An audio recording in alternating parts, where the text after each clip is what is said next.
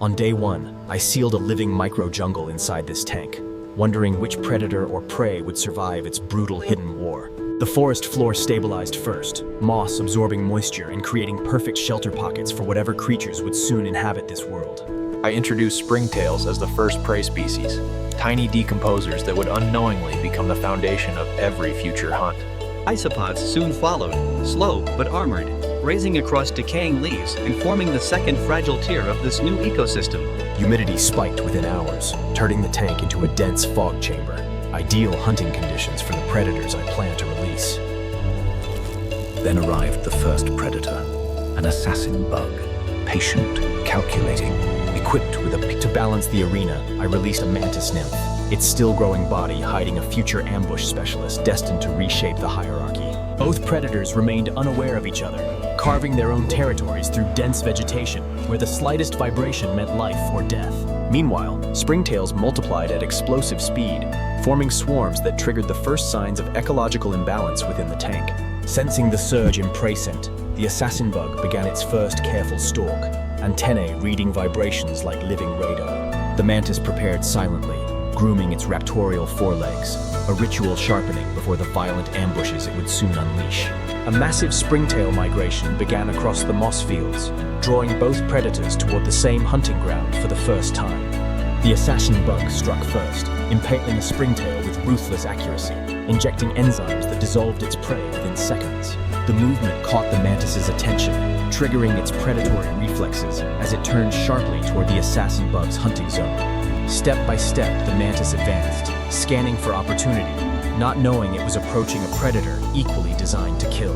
The assassin bug attempted to retreat with its liquefied meal, unknowingly exposing its position through vibrations the mantis instantly detected.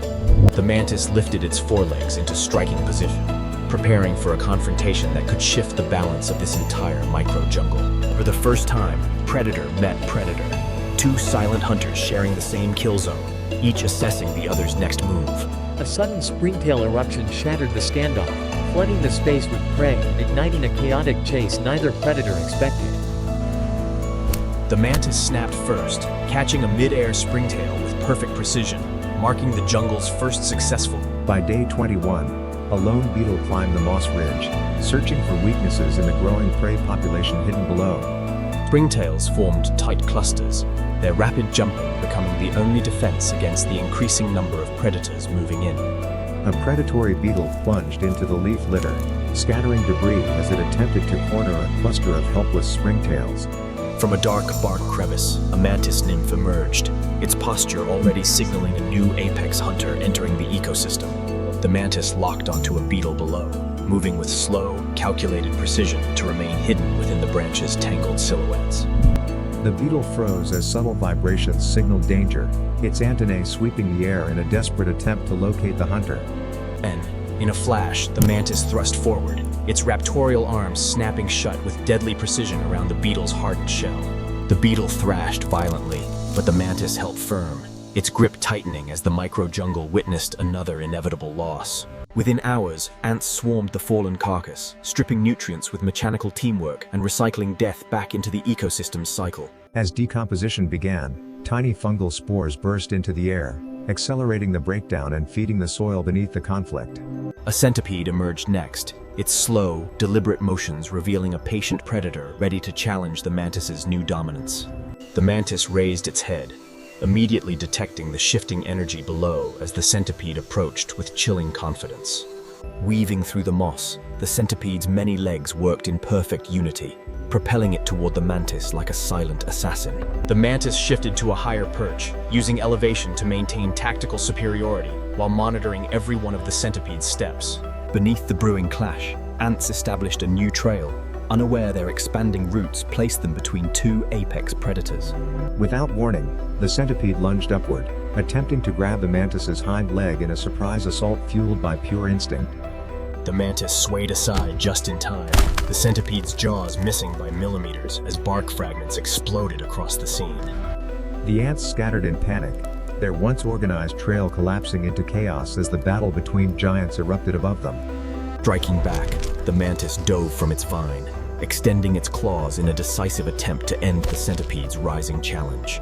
But the centipede curled into a hardened coil, bracing for the impact as predator and predator crashed together in violent motion. Day 41, the jungle grew hotter, pulling predators from their burrows and setting the entire micro-ecosystem on edge as silence thickened around them. An assassin bug emerged, its slow, deliberate movements signaling a shift in territory as it scanned for weaknesses among the micro-beetles. Sensed danger first, scattering violently across the moss as if the forest floor itself whispered warnings none of us could hear. Above them, a web tightened, shimmering under the filtered light, hinting that its owner was still waiting for the perfect moment to strike. The spider descended with surgical precision, each movement controlled and silent, as if it had. One beetle attempted a desperate escape across the moss bed, but the shifting shadows overhead warned that it was already too late to outrun fate.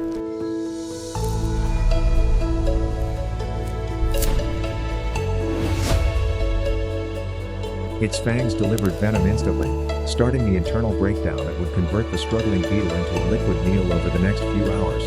A young mantis watched from behind the ferns, absorbing every detail of the kill, learning the rules of a world where hesitation meant death. Day 50 marked a sudden humidity spike, fog rolling across the jungle floor like a warning, masking movement. A giant millipede surfaced to feed on decaying bark, unaware that its rhythmic movements would soon attract something far more dangerous. The mantis juvenile moved in, each step perfectly aligned with the millipede's pulse, calculating whether its size advantage outweighed the risk. With explosive precision, the mantis attacked, gripping tightly as the millipede thrashed, the predator learning its strength through raw instinct. The battle sent vibrations through the tank, triggering panic in the micro-insects nearby, as the jungle reacted like a single living organism. The mantis overpowered the struggling millipede, securing its first major kill, marking a turning point in its rise through the jungle hierarchy. But predators always attract predators, and the lingering scent of the kill drifted across the jungle, pulling new threats toward the fresh remains. Deep beneath the roots, beetles regrouped, forming defensive formations as if preparing for whatever powerful hunter now roamed their territory. The mantis groomed itself meticulously, clearing battle debris from its limbs while inadvertently revealing its position to hidden predators above. High in the canopy, the orb weaver stirred, sensing disturbance in its web's outer threads, preparing to descend into the chaos below. Day 60 ended with mounting tension as multiple predators converged on the same hunting grounds, signaling the beginning of the jungle's deadliest phase yet. Day 61. The mantis locked onto a wandering beetle larva, its movements controlled and razor-sharp. The larva drifted forward blindly, completely unaware of the predator above, preparing to strike with brutal precision. In a flash, the mantis lunged downward, its forelegs snapping shut with deadly accuracy, marking one of the quickest kills recorded so far. It hoisted the larva onto a branch, consuming it methodically. Meanwhile, the orb weaver reinforced its web, creating a denser trap designed to counter the explosive population booms happening throughout the tank. A thin fungal bloom expanded along the damp corner, subtly altering humidity levels and shifting how predators track their prey through scent trails. Isopods crowded around decaying leaf litter, unknowingly drawing attention from predators who had begun monitoring these clusters for easy feeding opportunities. The mantis crept closer, its posture low. But the spider detected unusual vibrations from deeper beneath its web, prompting it to reposition and wait for movement in the dark soil below. A millipede forced its way out, its armored plates reflecting warm light, unknowingly entering a territory. From the branches, the mantis paused, analyzing the millipede's size, clearly aware it couldn't kill it quickly but still tempted by the opportunity. Then the spider descended slowly, recognizing the millipede as a nutrient-rich target but also aware of its defensive chemical sprays used when threatened. Sensing danger, the millipede curled tightly, sealing its vulnerable underside while releasing faint toxin aromas that made smaller predators immediately retreat. The mantis backed away, its instincts recognizing the risk, choosing to conserve energy as the spider remains suspended. In a sudden leap, the spider attempted a fast strike, but the millipede's armored curl deflected the attack, stunning the predator momentarily. The millipede responded with a burst of defensive toxins, its spray cloud drifting across the moss and forcing both mantis and spider to withdraw.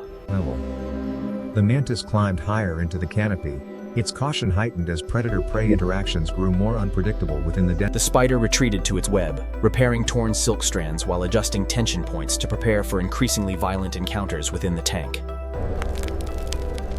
Fungal colonies expanded rapidly, cooling bark surface and altering the oxygen balance. At the waterline, mosquito larvae wiggled in growing numbers, introducing numbers. Day 81, the tank slowed, yet the predator beetle sensed weakness and prepared its most decisive strike on the fragile springtail. In a burst of violent speed, the beetle lunged through dense moss, delivering a decisive blow that stunned the prey instantly. The prey twitched in the beetle's grasp, signaling another shift in the jungle's fragile hierarchy as survival tightened its grip. Within minutes, decomposers arrived, circling the fallen body, proving how quickly energy transfers in this micro-ecosystem. Day 85, hidden fungal threads expanded across the carcass, accelerating breakdown while anchoring new nutrient lines through the log. Ants returned in coordinated groups, cutting precise fragments and transporting them deeper underground to stabilize their shrinking colony reserves. Above them, the spider reinforced its trap, sensing the increasing movement below and preparing for the final hunting phase. As humidity spiked on day 88, condensation coated every surface, altering movement patterns and slowing both predator and prey alike. A surviving group of springtails regrouped, bouncing in controlled bursts as they reclaimed a safe zone the predators had overlooked. The spider sensed renewed vibrations beneath its web, marking the beginning of the micro-jungle's most decisive confrontation. Day 91, the spider lowered itself with precision, inching closer to the clearing where prey density had begun to surge again. The beetle detected the spider's movement overhead, adjusting its stance as two apex hunters prepared to share the same battlefield. Both predators paused on a narrow branch, each calculating the other's reach as the micro-jungle held its breath. Without warning, the camouflaged tarantula forward, meeting the stag-raised Briosum. The beetle staggered back, its front plate scraped, proving the spider had landed the first decisive blow in their deadly standoff. Sensing advantage, the spider advanced relentlessly, anchoring new silk lines to corner the injured beetle against the moss. But the beetle countered with surprising force, clamping its mandibles around a silk anchor point and ripping the trap apart. Realizing the beetle would not fall easily, the spider retreated to higher ground, nursing damage across two legs and a torn web. By day 99, the terrarium stabilized once more as each species reclaimed territory after one of the most violent clashes yet. On day 100, dawn broke gently across the tank, revealing a micro-jungle forever shaped